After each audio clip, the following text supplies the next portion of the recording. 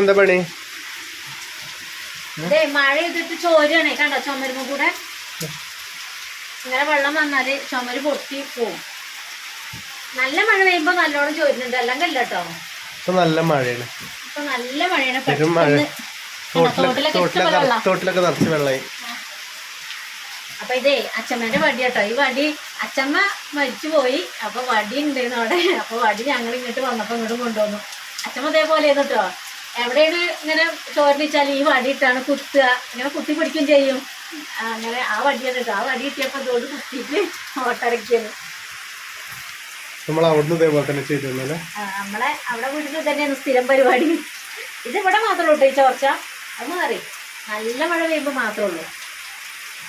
അപ്പൊ എല്ലാരും ഇതേപോലെ ചെയ്യലുണ്ടല്ലേ? മഴ ചെയ്താല് ചെയ്യലുണ്ടാവും, എല്ലാ വീട്ടിലും ഉണ്ടാവും അല്ലെ? ഓട്ട വീട്ടിലൊക്കെ അതാണ് നല്ല മഴ പെയ്യുമ്പോ